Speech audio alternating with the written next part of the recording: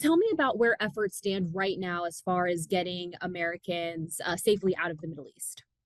So since this began, we've seen over 36,000 Americans be able to return home to the United States from the Middle East. We've also seen our 24/7 task force assist over 23,000 Americans abroad that are looking to depart the region.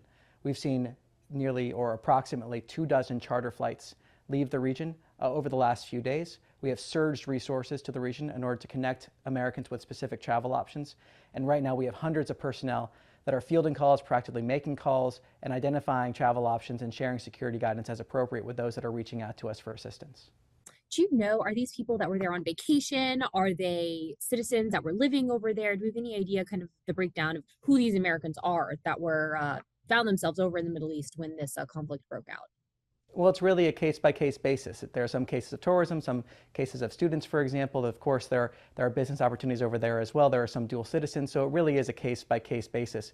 What we're actually finding now that when we're proactively reaching out to Americans, we're seeing that of the Americans that have contacted us, when we reach out to them with a specific U.S. arranged departure option, over half are actually declining that option in favor of either a commercial option, another travel option, or to stay in the region. We're continuing to identify specific travel options and security guidance as appropriate for Americans that are reaching out for assistance. That's why calling +1 202 501 4444 is so important. That's why registering at step.state.gov is so important, so you can get those security alerts for your specific country, where you are, and also keeping an eye on what the embassy is putting out as well, which is updating their security guidance for Americans in their country or region throughout the day. When you said the options that the government's provided, help me understand what that looks like. If these aren't commercial flights, are these military planes? Are these State Department planes? Um, what exactly is that? Well, we've seen approximately 24 charter flights leave the region, so we have surged resources there. We've surged charter flights options. It So that also would be includes, chartered by the government, by the U.S. government, to get yes, and people out. those are at no Gotcha. cost for the American citizens at this time. We also have charter buses from areas where airspace is closed to where airspace is open for either a commercial option or a charter flight option from there. It's really important that Americans register to express their interest, so that we know to proactively reach out to you. We know where you are. We can identify that specific travel option.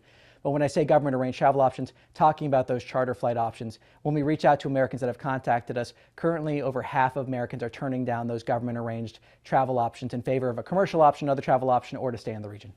And walk me through again how easy it is for Americans over in the Middle East to register with the State Department and monitor this process. So they can call +1 202 501 4444. We have hundreds of personnel that are right now fielding calls and then proactively reaching out to people with that guidance as appropriate. Or they can go to state.gov, where they will see a link to a form where they can register their interest. So again, those two options that Americans can go to are +1 202 501 4444 with those hundreds of personnel fielding calls, or go to state.gov to that link where they will then see a travel intake form to register their interest if they want to depart the region. You may have said this in your first answer, because I know you're throwing out some numbers, so forgive me. But how many? Do you have any gauge of how many Americans are in the Middle East? How are you guys monitoring numbers? Well, it's really important that Americans register to express that interest so that we know where they are and we connect them with that option. We have seen, like I said, over 23,000 Americans directly assisted by the 24/7 task force. We surge resources in order to help the American people. But again, vitally important that if people want to depart the region, they call or go online to register their interest so that we know that you're looking to depart and can connect you with that specific travel guidance, security guidance, those travel options to bring you home should you desire to come home. What do you have to say to Americans who maybe had preset plans, business trips, vacations, personal, for whatever reason, heading over to the Middle East as personal entities? What's the State Department's messaging regarding travel of Americans, heading towards the Middle East right now? Well, I would say go to travel.state.gov to see the latest travel advice. You can also look at the embassy or consulate in the region or country that you are going to for the latest security advice. That'll give you the latest guidance that's happening. That'll give you our latest diplomatic posture in terms of our diplomatic facilities in that country or region. It gives you the information you need to be fully informed. And then please register at step.state.gov, especially if you're in the region. Really, if you're traveling anywhere in the world, registering at step.state.gov lets you get those security alerts should the situation change. Is there anything else that you think is important for the American public to know right now? Our highest priority is the safety and security of the American people. That's why we've surged these resources to help those that want to come home, to bring them home. We are dedicated to bringing every single American that wants to come home, home. Do you anticipate the need for any more resource surges in the coming days or weeks?